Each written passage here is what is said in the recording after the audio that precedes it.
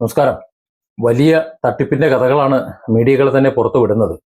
പിണറായി സർക്കാരിന്റെ ഭരണത്തിന്റെ 10 വർഷത്തെ ഭരണത്തിന്റെ അവസാന ഘട്ടത്തിൽ PSC നടത്തിയ അസിസ്റ്റന്റ് ഇൻഫർമേഷൻ ഓഫീസർ നിയമനത്തിനായി വൻ ക്രമക്കേട് നടന്ന വിവരമാണ് ഇപ്പോൾ വലിയ വാർത്തകളായി തന്നെ പുറത്തു വരുന്നത്. റാങ്ക് പട്ടികയിലെ 15 പേർക്കായിട്ട് PSC യോഗ്യതയിൽ നിന്ന് മാറ്റം വരുത്തി എം പാനൽ ജീവനക്കാരായ ഉദ്യോഗാർത്ഥികൾക്ക് തെറ്റായ പ്രവൃത്തി പരിചയ സർട്ടിഫിക്കറ്റ് ഒക്കെ നൽകി 100ഓളം ഉദ്യോഗാർത്ഥികൾക്ക് യോഗ്യത രേഖ മാറ്റാൻ വേണ്ടി PRDOയുടെ ഒത്താശയും ഒക്കെ കൊടുത്ത് മുൻ SFI നേതാക്കളും മുൻ സർക്കാരിലെ ഉന്നതന്റെ ബന്ധുവും ഒക്കെ ഉൾപ്പെടെ പട്ടികയിൽ ഇടംപെടുത്തി ജോലി ലഭിക്കുന്നതിന്, അവർക്ക് സർക്കാർ ജോലി ലഭിക്കുന്നതിന് ആവശ്യമായ നടപടികളെടുത്ത പിണറായി സർക്കാരിന്റെ ആ ഒരു ഊഷ്മള ഇടപെടൽ, അതിന്റെ വാർത്തകളാണ് ഇപ്പോൾ പുറത്തു വന്നുകൊണ്ടിരിക്കുന്നത്. കേരളത്തിലെ ലക്ഷക്കണക്കിന് യുവാക്കൾ സർക്കാർ ജോലിക്ക് ഒരു ശമ്പളമല്ല, ഒരു ജീവിതമാണ് അവരെ സംബന്ധിച്ചിടത്തോളം. വർഷങ്ങളുടെ കഷ്ടപ്പാട്, ഉറക്കമൊഴിഞ്ഞ് രാത്രികൾ, കുടുംബത്തിന്റെ പ്രതീക്ഷകളും എല്ലാം തലയിലേറ്റി പഠിച്ച് ഒരു PSC ഉദ്യോഗാർത്ഥി പരീക്ഷകളിലേക്ക് കടക്കുകയാണ്. അതുകൊണ്ടാണ് കേരളത്തിൽ PSC എന്ന സ്ഥാപനം ഒരു കാലത്ത് ഏറ്റവും വിശ്വാസ്യതയുള്ള ഒരു ഭരണഘടനാ സ്ഥാപനമായിട്ട് കണക്കാക്കപ്പെട്ടിരുന്നത്. എന്നാൽ കഴിഞ്ഞ 10 വർഷത്തിനിടെ ആ വിശ്വാസത്തിന് എന്താണ് സംഭവിച്ചത് എന്ന ചോദ്യമാണ് ഇന്ന് ഈ 10 വർഷത്തിന് ശേഷം പുതിയ സർക്കാർ അധികാരത്തിലേറുമ്പോൾ ഉയർന്നു വരുന്നത്. അസിസ്റ്റന്റ് ഇൻഫർമേഷൻ ഓഫീസർ നിയമനവുമായി ബന്ധപ്പെട്ട് പുറത്തു വന്നിരിക്കുന്ന ആരോപണങ്ങൾ അതീവ ഗൗരവമുള്ളതാണ്. അതിനെ നിസ്സാരവൽക്കരിക്കാൻ പറ്റുന്നതല്ല. മാധ്യമ പ്രവർത്തന മേഖലയിൽ നിർബന്ധമായിട്ടും പ്രവൃത്തി പരിചയം വേണമെന്നുള്ള നിർബന്ധമായിട്ടുള്ള തസ്തികയിലേക്ക് ചില ഉദ്യോഗാർത്ഥികൾക്ക് വേണ്ടിയിട്ട് പ്രവൃത്തി പരിചയ രേഖകളിൽ മാറ്റം വരുത്താൻ വേണ്ടി സർക്കാർ സംവിധാനത്തിന്റെ സഹായം ലഭിച്ചു എന്ന ഒരു ആരോപണം അല്ലെങ്കിൽ ഒരു വാർത്ത, അതൊരു ചെറിയ വാർത്തയല്ല. ഈ ആരോപണങ്ങൾ കോടതിയുടെ പരിഗണനയിലാണ്. ആരോപണങ്ങളാണ് എന്ന് നമുക്ക് അതുകൊണ്ട് തന്നെ പറയേണ്ടി വരുന്നു. സംഭവം സത്യമാണ് എന്നുണ്ടെങ്കിലും ഏത് കേസും കോടതിയിൽ എത്തിക്കഴിഞ്ഞാൽ പിന്നെ അത് ആരോപണങ്ങളായത് മാറുകയാണ്. പിന്നീട് ആ ആരോപണങ്ങളെ കോടതിയിൽ തെളിയണം. അപ്പോഴേ അത് ഒരു വാർത്തയായി മാറുള്ളൂ, സത്യമായി മാറുള്ളൂ. ഏതായാലും ഈ ആരോപണങ്ങൾ ശരിയാണ് എന്നുണ്ടെങ്കിൽ അതൊരു സാധാരണ ഒരു ക്രമക്കേടല്ല, ലക്ഷക്കണക്കിന് ഉദ്യോഗാർത്ഥികളോട് ചെയ്തിട്ടുള്ള ഒരു നീതികേടാണ്. കാരണം നിയമനം എല്ലാവർക്കും ഒരുപോലെ ആയിരിക്കണം. എന്നാൽ ചിലർക്ക് വേണ്ടി മാത്രം നിയമം വളയ്ക്കുകയും മറ്റുള്ളവർക്ക് അത് കർശനമായി നടപ്പാക്കുകയും ചെയ്യുന്ന ഒരവസ്ഥ വന്നാൽ അതിനെ ജനാധിപത്യം എന്ന് വിളിക്കാൻ പറ്റില്ല.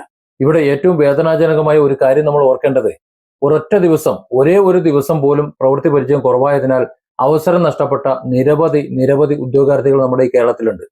നിയമം പാലിച്ചു എന്നതിന്റെ പേരിൽ അവർ പുറത്തായിപ്പോയി. എന്നാൽ അതേ നിയമം മറികടക്കാൻ ചിലർക്കായിട്ട് വഴിയൊരുക്കി എന്ന ഒരു ആരോപണം പുറത്തു വരുമ്പോ, അല്ലെങ്കിൽ അത് തെളിഞ്ഞു വരുമ്പോ, ഈ ഒരു സംശയം മാത്രം മതി ജനങ്ങളുടെ വിശ്വാസം തകർന്ന് തരിപ്പണമാകാൻ. കഴിഞ്ഞ പിണറായി സർക്കാരിന്റെ കാലത്ത് ഇത്തരത്തിലുള്ള വിവാദങ്ങൾ ആദ്യമായിട്ടൊന്നുമല്ല. PSCയെ ചുറ്റിപ്പറ്റിയുള്ള വിവാദങ്ങളും ചോദ്യങ്ങളും ഒക്കെ പലതവണ കേരളം കേട്ട് തഴമ്പിച്ചതാണ്.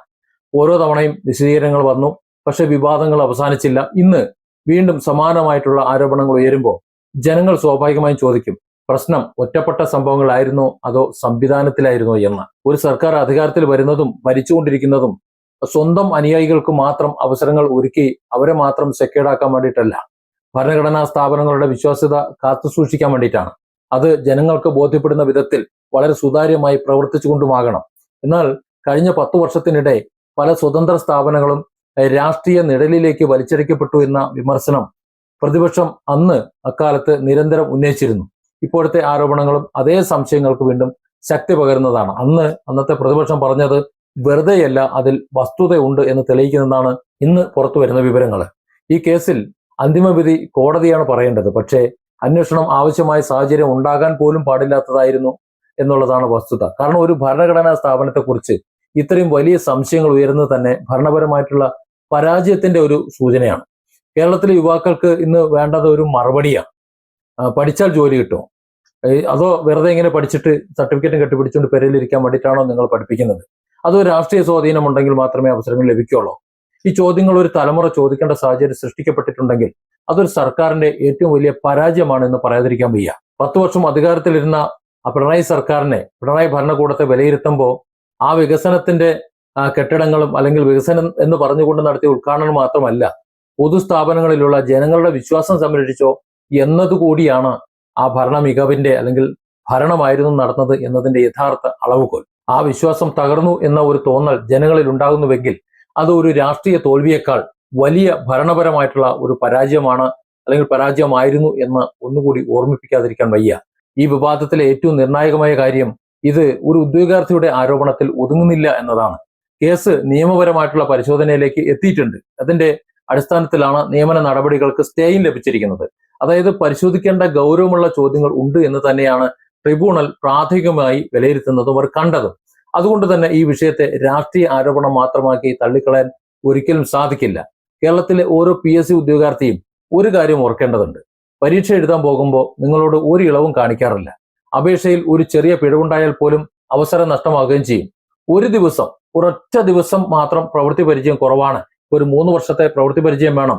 പക്ഷെ 3 വർഷം പൂർത്തിയാക്കാൻ ഒരു ദിവസത്തെ കുറവ് ഉണ്ടെങ്കിൽ പോലും അപേക്ഷ തള്ളപ്പെടും. ഒരു രേഖ കൃത്യമല്ല എന്നുണ്ടെങ്കിൽ വർഷങ്ങളുടെ അധ്വാനം വെറുതെ ആവുകയും ചെയ്യും. അങ്ങനെയുള്ള ഒരു സംവിധാനത്തിൽ ഏതാനും ചിലർക്ക് വേണ്ടി അവർ പാർട്ടിക്കാരാണ്, അല്ലെങ്കിൽ പാർട്ടിക്കാരുടെ പിണിയാളുകളാണ്, അല്ലെങ്കിൽ പാർട്ടിക്കാരുടെ ബന്ധുക്കളാണ് എന്നതിന്റെ പേരിൽ ആ ചിലർക്ക് വേണ്ടി രേഖകൾ മാറ്റാൻ ശ്രമിച്ചു എന്ന ആരോപണം ഉയരുമ്പോൾ അത് സാധാരണക്കാരുടെ മനസ്സിലുണ്ടാക്കുന്ന വേദന എത്ര വലുതാണ് എന്ന് ഭരണാധികാരികൾ മനസ്സിലാക്കണം. കഴിഞ്ഞ 10 വർഷത്തെ ഭരണത്തെക്കുറിച്ച് സംസാരിക്കുമ്പോൾ വികസന പദ്ധതികൾ മാത്രം പറഞ്ഞാൽ മതിയാകില്ല. ഭരണത്തിന്റെ ആ നൈതികതയും സത്യസന്ധതയും കൂടി ഒന്ന് വിലയിരുത്തണം. ഭരണകൂടം എന്നത് അധികാരം പ്രയോഗിക്കാനുള്ള ഒരു ഉപകരണമാണ് എന്നായിരുന്നു പിണറായി സർക്കാർ കരുതിയത്. പക്ഷെ അത് അങ്ങനെയല്ല.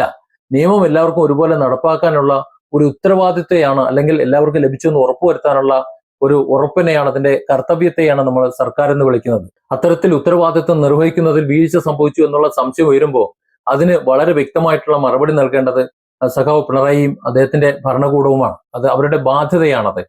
കേരളത്തിലെ യുവാക്കൾ രാഷ്ട്രീയ പാർട്ടികളുടെ നിറം നോക്കിയിട്ടല്ല പരീക്ഷ എഴുതുന്നത്. അവർ പഠിക്കുന്നത് സ്വന്തം ഭാവിക്ക് വേണ്ടിയിട്ടാണ്.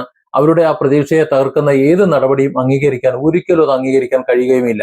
സർക്കാർ മാറാം, മന്ത്രിമാർ മാറി മാറി വരാം, പക്ഷെ ഒരു യുവാവിന്റെ നഷ്ടപ്പെട്ട അവസരം ഒരിക്കലും തിരികെ വരില്ല എന്ന ഈ ഭരണകൂടവും അവർ ചുമതലപ്പെടുത്തിയിട്ടുള്ളവരും മനസ്സിലാക്കണം, സിസ്റ്റം മനസ്സിലാക്കണം. ഇന്ന് ആവശ്യമായത് പരസ്പരം കുറ്റപ്പെടുത്തലുകളല്ല, സമഗ്രവും സ്വതന്ത്രവും സുതാര്യവുമായിട്ടുള്ള ഒരു അന്വേഷണമാണ്. ആരോപണങ്ങൾ തെറ്റാണ് എന്നുണ്ടെങ്കിൽ അത് അന്വേഷണത്തിലൂടെ തെളിയട്ടെ. ശരിയാണ് എന്നുണ്ടെങ്കിൽ അതിന് ഉത്തരവാദികളെ ആരായാലും നിയമത്തിന്റെ മുന്നിൽ കൊണ്ടുവരണം. ഒരു ഭരണഘടനാ സ്ഥാപനത്തിന്റെ വിശ്വാസ്യത രാഷ്ട്രീയത്തിനപ്പുറമുള്ള ഒരു വിഷയമാണ്. അത് തെളിഞ്ഞു കഴിഞ്ഞാൽ ആരൊക്കെയാണോ പിന്നാമ്പുറത്തൂടെ അനധികൃത വഴിയിലൂടെ കടന്നു വന്നത് അവർ നഷ്ടപരിഹാരം ഈടാക്കിക്കൊണ്ട് പുറത്തേക്ക് പോവുകയും വേണം. കഴിഞ്ഞ പിണറായി സർക്കാരിന്റെ ഭരണകാലത്ത് വിലയിരുത്തുമ്പോൾ ഈ വിവാദവും ചരിത്രത്തിന്റെ ഭാഗമായി മാറും എന്ന കാര്യത്തിൽ ഒരു സംശയവും വേണ്ട. കാരണം ഒരു സർക്കാരിന്റെ ഏറ്റവും വലിയ സമ്പത്ത് റോഡുകളോ പാലങ്ങളോ അല്ല, ജനങ്ങളുടെ വിശ്വാസമാണ്. ആ വിശ്വാസം നഷ്ടപ്പെട്ടാൽ എത്ര നേട്ടങ്ങൾ പറഞ്ഞാലും അത് ജനങ്ങളുടെ മനസ്സിൽ പൂർണ്ണമാവുകയില്ല. ഈ സംഭവത്തിൽ നിന്ന് കേരളം ഒരു പാഠം പഠിക്കേണ്ടതുണ്ട്. സർക്കാർ ജോലി എന്നത് ഒരു പാർട്ടിയുടെയും ഒരു സർക്കാരിന്റെയും ഔദാര്യമല്ല. അത് ഭരണഘടന ഉറപ്പു നൽകുന്ന തുല്യ അവകാശമാണ്. ആ അവകാശത്തെ സംരക്ഷിക്കുക എന്നത് ഏത് സർക്കാരിന്റെയും പ്രാഥമിക കടമയാണ്. അവസാനം ഒരൊറ്റ ചോദ്യം ചോദിക്കട്ടെ. വർഷങ്ങളോളം കഷ്ടപ്പെട്ട് പഠിക്കുന്ന ഒരു സാധാരണ PSC ഉദ്യോഗാർത്ഥിക്ക് ഇനി മുതൽ ഈ സംവിധാനത്തിൽ പൂർണ്ണ വിശ്വാസത്തോടെ മുന്നോട്ട് പോകാൻ കഴിയുന്ന ഒരു സാഹചര്യം ഉണ്ടോ? അങ്ങനെയുള്ള ഒരു സാഹചര്യമാണോ ഇപ്പോൾ കേരളത്തിലുള്ളത്? ഈ ചോദ്യത്തിന് വളരെ വ്യക്തവും വിശ്വസനീയമായിട്ടുള്ള മറുപടി ലഭിക്കുന്നതുവരെ ഇത്തരം വാദങ്ങളും സംശയങ്ങളും അവസാനിക്കുകയില്ല. ജനങ്ങളുടെ വിശ്വാസം തിരിച്ചു പിടിക്കണമെങ്കിൽ സത്യാവസ്ഥ പുറത്തു വരണം. അതിന് സ്വതന്ത്രമായ അന്വേഷണം മാത്രമാണ് വഴി. Different angles. Don't forget to subscribe and support this channel.